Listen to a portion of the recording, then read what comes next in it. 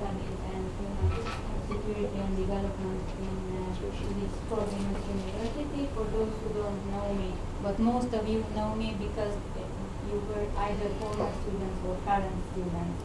So this is an irregular situation.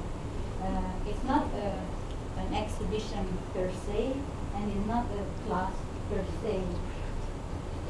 We merge the two things together to draw your attention to an irregular situation that is very challenging, is a transboundary challenge with global implications, and it with migration. And this is an irregular situation. It is not regular that children play in a transit zone, and it is not a regular thing for children to have such condition as Bora Bezsgő's photos show. But drawing your attention to this very challenging problem, we wanted to break down some stereotypes that migrants are portrayed and presented in mainstream media as terrorists, and the alien is always in negative context. So we wanted to show you something, draw your attention to the most vulnerable segments of this irregular situation, children, and hence the title of this exhibition, Children on the Move. And with this, I already told you the main purpose of our exhibits. I didn't tell you about the other purpose. One of the end purposes would be to raise some money for clown doctors here in Hungary who are engaged with children, in activities with children, and Bora is trying to raise some money for children in Kibera. So I welcome you all, and I also welcome the clown doctor. She's sitting there, and I asked her to put her nose, because this way you will recognize her. My identity card. Yes. Okay.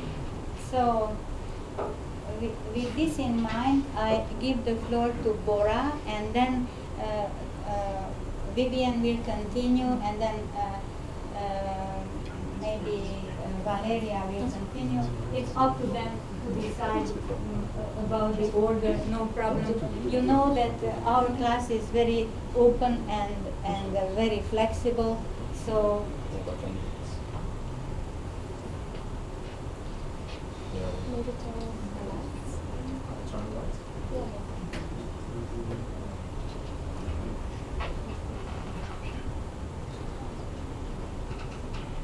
Hello friends, colleagues, and acquaintances. I would like to thank you all to being here with us, and I'd like to say a special thanks to our professor who invited me to be in the exhibition, as a part of her exhibition. And I'm greeting you with a great enthusiasm today. I'm super excited since it is my first actually photo exhibition, and I really need stress control. I'd like to start my speech with a memory that I find it very difficult to forget. 2 years ago, I was working in Kibera ghetto in Nairobi, in Kenya. And the Kibera ghetto is the largest ghetto actually in all Africa, and also one of the largest one in the world. I was working in there as a volunteer, and my main job was trying to actually just cheer up to the children and just trying to give them the food or the drinks and just care them. It's what I was doing there. And one evening after I finished my job, I was going home with my friends, local friends. Rick, his name is Rick. And we were talking about life and future and many other daily things. And I asked him, what is the biggest actually ambition and desire in this life? What you want to have, what you want to get, what you want to be. And later on, he were a bit silent. It took a minute. And then he said to me, Bora, do you know what I want in this life? It's very simple, he said. He said just, I want to be a white person. And actually, when it first told, I couldn't grasp all the picture. But later on, when I talk about that, it made sense to me. Because whoever Rick and his society see as a white person in Kenya, in Nairobi, both of them, all the white people in there, they are very wealthy individuals. Why they are here? There are two reasons why they're in there. The first is just to having a vacation on the ocean, or having fun with their family and a safari and etc. Or they are in there and because they are working in very high prestigious and international companies. In both cases, they are very wealthy people. And this is actually affects the Rick and his society very deeply. My friends, why I'm talking about this? Because actually this is the reason. This is one of the reasons I believe why these people migrates. Because they want to provide a better life for their children. They want to reach the treatments that actually they don't have in their country. They want to reach the healthy food, the more drinkable water. That's why they all migrate. They want to find a better life in the Europe or the USA or any other upper developed countries. Let me talk more about the Kibera ghetto's life standards. What's in there? And I want you actually imagine you are living in a place that only 20% of the neighborhood has electricity. In the night, the absolute darkness. Even they cannot afford to buy candles in there. Very expensive for them. They don't have a toilet facilities in their home. And what they use for toilets, digging holes or just a plastic package to throw away to the river. And when the ladies go out in the night, there are some people every time waiting for them simply to rape. They don't have a drinkable water, they don't have a take water, they don't have any water facilities in the all neighborhoods. What they do for the water, they are walking every day kilometers to collect some water from the Nairobi Dam. And this water is totally not healthy at all. You can easily get disease with this water. Cholera and typhus is the more common ones. They are living in the 12 square meters of the shacks, like built by mud walls, the tin roof, and the concretes. And they all live in one room, like their parents and their children living in one single room. And that is the reason actually the children can learn to having sex very early ages, and that's why to being pregnant at 12 or 13 years old, it's so common, because they are curious to try. They want to just try. Yeah, and also one more thing that's good to point out here. The 50% of this neighborhood has a HIV. So most probably the newborn babies also can have HIV as well. It's a terrible life conditions. I just want you imagine about this. Before I invite to the next speaker to talk, and also that you can have a chance to look to the photographs and for all of us, the more details. I also want to give some examples here. Maybe you can put a smile on your face, and also maybe make you much more tactful about the reality, what's happening in Kibera Ghetto. His name is Michael, actually. Every morning when I was going to the workplace where I am working, I was seeing him that he's playing with his cars. But actually, he doesn't have a car in there. He's just imagining them as a car. It's the piece of wood. If you can look at it carefully, you can understand what I'm talking about. And some days I was talking with his mother, and the very sad thing his mother said to me that he doesn't want to call Michael to home. She likes, actually, he concentrates on the playing with the toys, wood, piece of wood, because she doesn't have any food to offer him. It's good for her to keep him focused on it. Another example, here I can give the David's, and I really like this photo as well. It's one of my favorite photos. It's really touched my heart. He's my neighbor. I'm talking about the child with the blue t-shirt. Every evening when I was coming to home, and they were just coming to hug me, all of them together. And that day, David was at home, and he couldn't just find his shoes to come to hug me. And he started to cry, because he was so excited, because all the other children were hugging me. And then he cried and cried, and then he gave up and without the shoes, and he came to just hug me. And I'm still actually in contact with all of these people, and I really shared all the things that what's happening in my life, and I still love them, and I would like to visit them again. Yeah, it's end of the presentation. I just want you to look afterwards to the photographs and try to get I know it's not the same that you are looking at the photographs or watching the documentaries. It's not the same you are living in the moment, but just try to take some the piece of the reality from these photographs. It's what I would like to ask.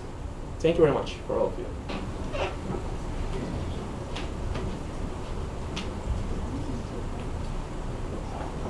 So, I am going to talk about the migration in general, and especially I am talking about the international law and the European law about migration. I want to start with the difference between refugees and migrants, because in the European law we have, in the international law, there is two kinds of people, refugees and migrants. And refugees are people that escape from the war. For example, these people that escape from the war in Syria. And migrants are people that want only to find a better life. So it's important, this difference, because refugees are protected by international law. On the other hand, migrants, they are not protected by international law. And this is very important, because now I can explain.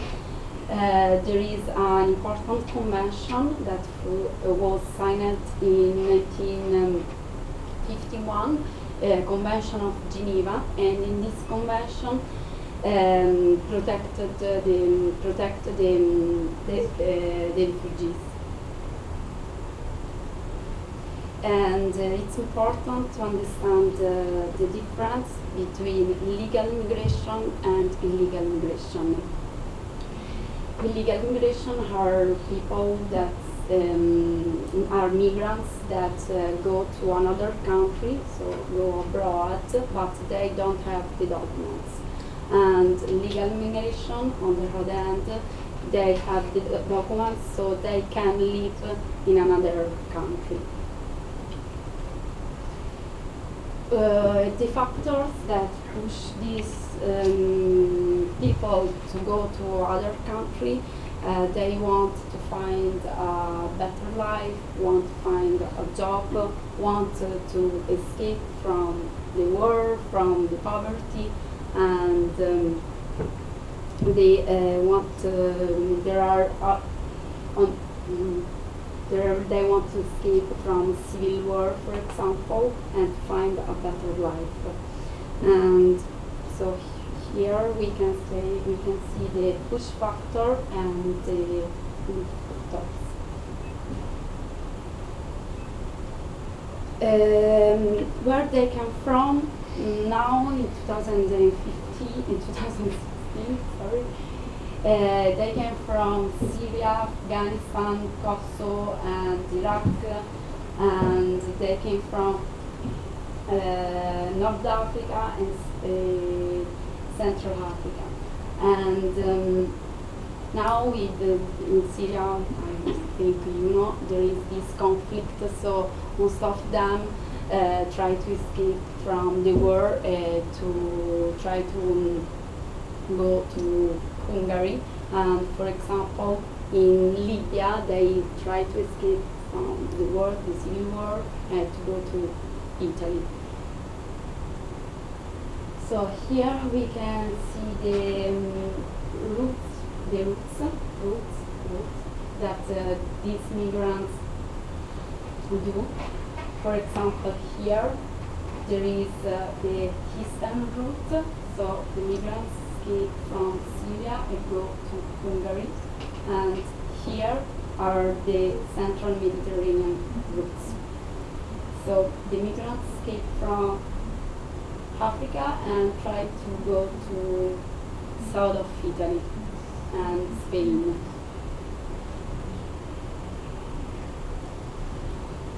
In 2011, the situation in central the Mediterranean, it was pretty bad because the dictatorship of Gaddafi in Libya collapsed, and so in 2011 a lot of migrants tried to go to Italy. So we can see that there is a peak here in 2011.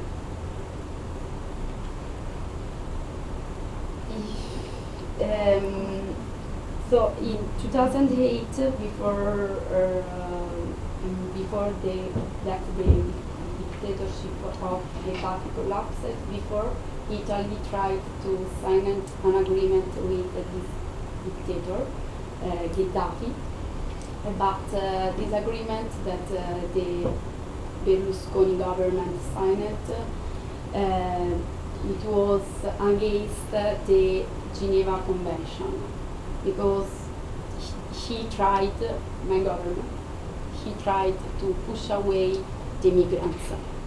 So this agreement, it was against the international law.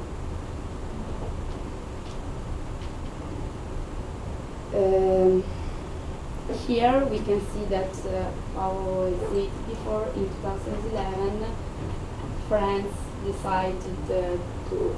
and Europe decided to bomb Libya. The dictatorship of Gaddafi collapsed, and now we have a lot of migrants that escaped from the war and try to go to Europe because of the war. There are so many, Europe and the other countries signed a lot of agreements about refugees and migrants, but however it's very hard to solve the problem because no one wants to accept these people. So there is the Convention of Geneva, and in this convention they say that it's illegal to push away the migrants, but there are countries that they push away the migrants. Another agreement, and Schengen in 1985, and they tried to establish a common rules about asylum and about migrants. And the most important here is the Dublin regulation. That in this the Dublin regulation say that the migrants that escaped from the war, the first country that when they arrive in Europe is the country that have to take care about the migrants. So, For example, if I escape from Libya and arrive, I arrive in Italy. The point is that Italy have the duty to take care about me. The point is here that there are states like Italy, like Greece, like Hungary, like Spain that have to deal with this problem because most of migrants go to this country. So they can't go to Germany or to Norway or to France. They go to Italy, Greece. So there are so many migrants and refugees that live there. And without help from Europe, it's very hard to deal with this problem. This is another program that Europe established in 2004 for the migrants, and in this program they tried to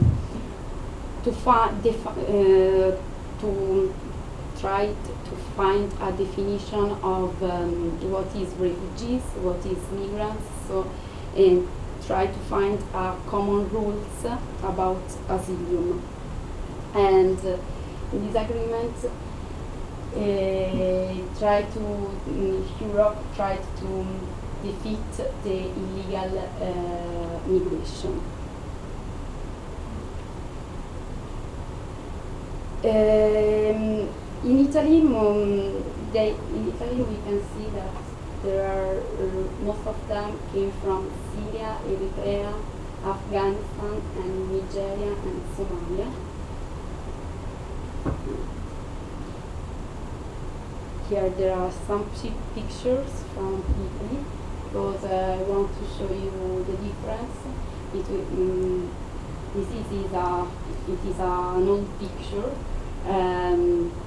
In 1950, a lot of Italians went to Argentina, went to Brazil, and went to Mexico, whole South America, and went to Chile, and went to United States. So 40 years ago, we were migrants too, and now they are migrants. So this is the difference that I want to show you.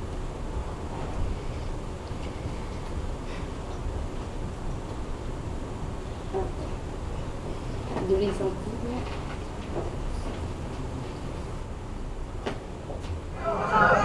As EU leaders met in Brussels to discuss the growing numbers of migrant deaths in the Mediterranean, more than 200 migrants have been rescued by the Italian Coast Guard in what is becoming a depressingly familiar operation.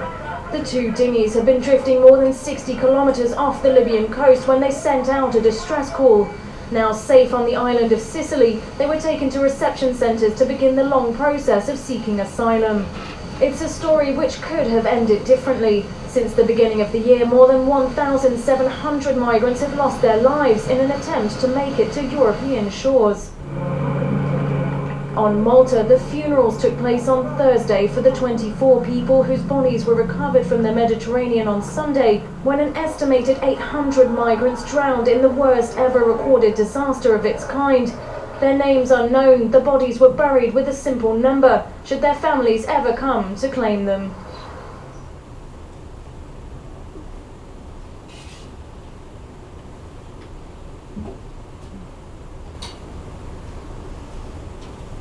Here, so you watched the video, so this is the situation that there is in the Mediterranean, in Sicilia, in Apulia, and the government in 2008 tried to find a solution.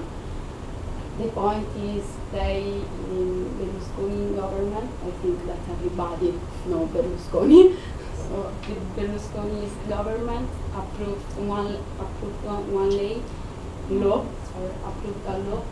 that is in contrast with human rights, because and this law said that the migrants that arrive in Italy, they have to stay for 60 days in center for temporary detention. in reality, they stay in this center for 2 years, and these centers are like jail. So they arrive in Italy to find a better life, and after they live in jails for 2 years because they have to wait the documents. And I think everybody know about the organization in Italy. It's very long, so they stay there for 2 years. The law says 6 days, but at the end they stay there for 2 years. So where they live, if you are refugees, so if you escape from the war, maybe you are lucky, because if you arrive in Italy, you will live in the center, the old Cara, and if you are illegal, you live in this center for identification and expulsion.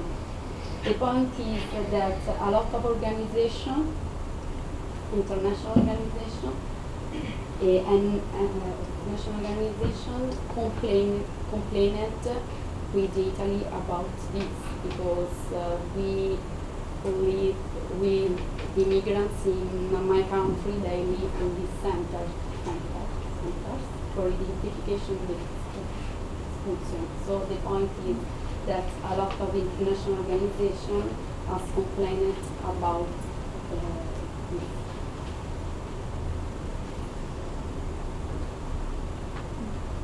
There are some pictures here in south of Italy, in some centers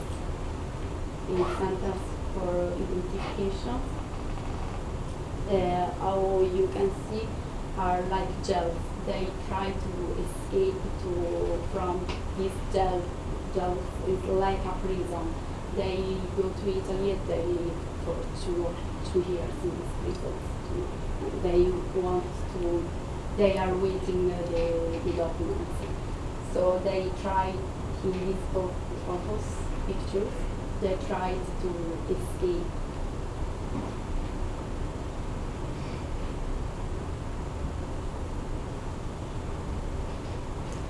How can migrants integrate into society? But I think that it's simple.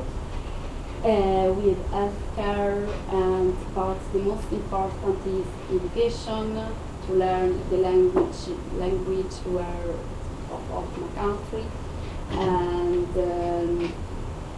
childhood care, and to try to build in my country a good education system for the refugees and migrants that live in my country.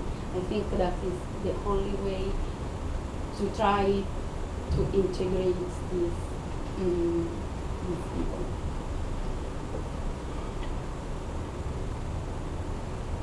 However, I think that now the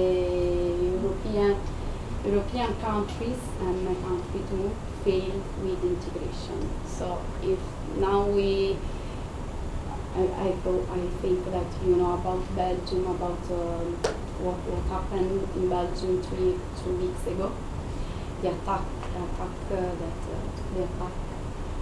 We can see that most of foreign fighters are people that go back in their country and try to attack Europe. Most of these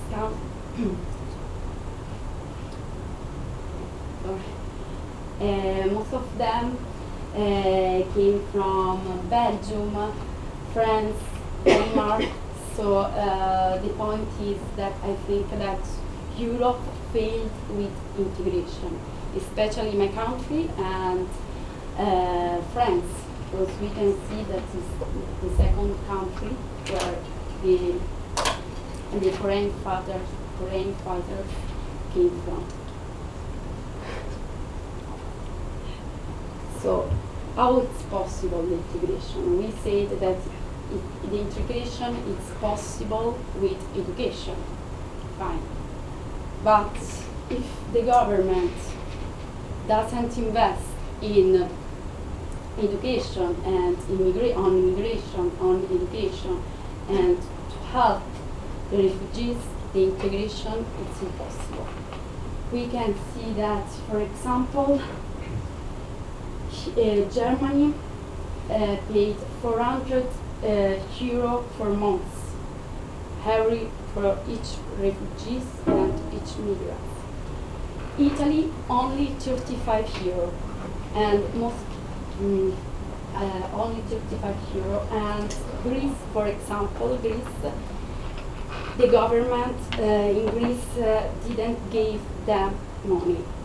And for example, in Italy, the 35 euro that the migrants and the refugees they receive from the government, after they have to pay the organizations that they take care about them. So they don't have this money in reality.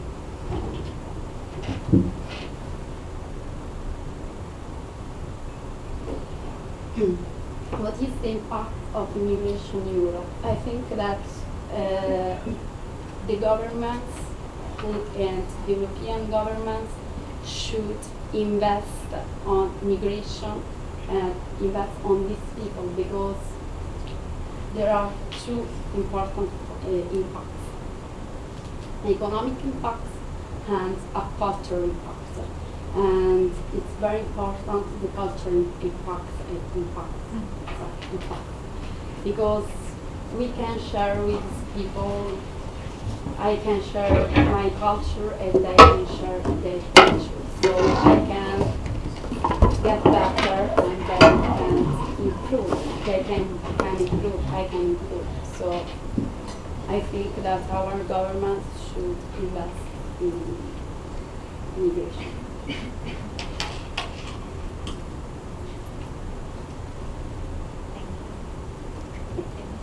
Thank you so much. Now I'm going to talk about Hungary and refugees in Hungary and how does the government help their integration. So I will mention all the public subsidies they get. And finally, I will show you the final results of my survey. I asked the refugees how satisfied they are with the public subsidies. So first, some numbers. These data are based on the Central Statistics Office data. In 2015, there were more than 177,000 applications of asylum seekers. And after they handed in these applications, comes the preliminary and detailed examination. The first step is the preliminary examination. It means that officers examine if the person is a citizen of any other European Union countries or not. And they also examine why did this person leave his or her home country. It ends up with only a decision. After this comes the detailed examination. It means that officers examine if the person is dangerous to our country or not. And they also examine all the documents this person has. And this examination ends up with a decree. So after this part of the examination, a person can become a refugee or a protected person. The difference between these two statuses, the refugee status doesn't have an expiration date, so it lasts almost forever until the person decides he or she wants to become a citizen, European Union citizen. And in this case of the person is in danger because of faith or nationality or anything else. The protected status means that this person didn't meet the requirements of the refugee status. So for example, this person is in danger because of something personal, so For example, illegal group wants to kill this person. Yeah, protected people almost have the same rights and responsibilities like refugees, but these people don't have the right to work, so they can stay here, but they don't have the right to work. And this status is reexamined every 5 years, so after 5 years, these people maybe can become refugees. So how can the government help refugees or protected people? In the white circle, you can see all the public subsidies that people can get who applied for refugee status, but the authority hasn't made a decision yet, so they are waiting for their final decision. The first is accommodation, catering, and spending money. Valerie mentioned that Hungary is the third one on the list, so we give only around 25 euros per month as a spending money for one person. It is because most of the people who come here, they have their own saved money, so they don't really need other amount of money, but the government has to give something. Some words about accommodation. There are 4 host stations or so-called refugee camps in Hungary. One in Vicke, one in Debrecen, in Vámos, Szabadi, and in Latva. People can stay here for 60 days, and unfortunately no longer. They get meals 3 times a day. They also get a hygiene package once in a month. It contains basic stuff like plastic cutlery, glass, hygiene stuff, and every baby gets a specific baby package with some diapers and other necessary things. Rooms are separated by genders, but in the meantime, families, of course, living together. And during the separation, officers take into consideration their religion and nationality to avoid tense between people. Health supplies. This kind of support lasts for 1 year if the person doesn't have any house insurance. I also have to mention there is at least one general practitioner at every camp, so they can go to the doctor anytime. There is an examination, health examination, when people move to the camps. So if they didn't get some kind of vaccines, they can get when they enter the camp. Education supply. These are costs in connection with kindergarten, elementary school, or high school. So these costs are like travel, dormitory, or food costs, or any other like books or exercise books or anything else. Children who come here, they have to go to school from age 6 until age 18, like every other Hungarian children. But the government cannot force them, or the government cannot even force the parents to motivate their children, so most of the children are not really motivated to study. And in the meantime, they have to learn a whole new language, because they have to study Hungarian. And they have some catch-up courses, but it's hard to study a whole new language. So they have problems with that. Travel subsidies, these are refundable costs, so it means that if the person travels to somewhere because of work or administration procedure or healthcare, then the government pays back all the costs for the person. Translation costs, every document from their home country can be translated for free, so it means like birth certificate or marriage certificate. So you can see the housing and integration support are in the yellow circles, because these 2 supports are for people who already got the refugee status, so the authority made the final decision. Housing subsidy, this is interest-free and refundable cost. So people have to meet some requirements. The person who applies for this subsidy has to be an adult, has to have refugee status at least for 10 years, and this person has to have a job because they have to pay back all the costs. Every person can apply for this subsidy once in their life, and only for the first real estate. Other relatives cannot have properties or flats in the meantime. Finally, integration support. It is a financial support for 2 years. To get this support, the refugee has to sign a contract with the authority. After the contract is valid, the refugee has to get in touch with the social worker, and they have to create together a future plan. And the progress of this plan will be regularly checked and reported to the authority. And in addition, the refugee has to visit his or her social worker once in a month. So, how do this integration financial support work? As you can see, the 2 years are divided into 4 terms. And from the first term, the government reduces all of the money people can get, except the family category. During the 2 years, they are getting the same amount of money, but this is maximized, so they can get only 720 euros per month. Yeah.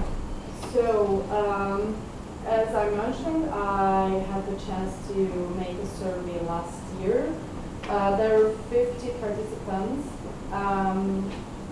I visited 2 camps, one in Vicke and one in Debrecen. Most of the people are here in Hungary less than 6 months. This is because, as I mentioned, they can stay at the refugee camp only for 60 days. 64% of the participants were single. This was because most of the people sent the husband to Hungary first and then passed the family. It was surprising because 68% of the people didn't have children, and 14% of the people I asked were with their family. And I think this is a surprisingly high number, that 92% of the questioned people were educated, and it also means that most of the European people are wrong, because most of them think that who comes here, they are not really educated. And this also shows that 92%, I think this is a high number. So what do they think about the public supports in Hungary? 64% were satisfied with all of the subsidies, but in the meantime they mentioned they could use more information about our law system and about the whole application for refugee system. They could also use more consultation with the social worker. I have to mention that there are only a few social workers in the camp, so they don't really have much time for one person. 58% of them were pleased with the accommodation and catering. This is not a high number because, as I saw, even 8 or 10 people are living together in one room. And after you live in your own flat, it is hard to get used to other unknown people to live with. Surprisingly high number, 84% said they will stay in Hungary, but the truth is most of the people are heading to the Western countries, especially Germany. and only 16% felt like they already success integration. I was talking to a lot of refugees, and they mentioned a lot of cases when they experience atrocity by Hungarian citizens. They feel like they are not accepted here. So yeah, I think this is why 16%. So as a conclusion, I would say public subsidies are really important, because without them, integration would be harder for the refugees. I'm not saying the system is perfect. There are a lot of problems, but if I just mention that some refugees get less money for the same work than Hungarian citizens, I think these subsidies are really useful. So I hope the weaknesses I mentioned will be solved in the near future. And if you have any questions, just thank you for the attention.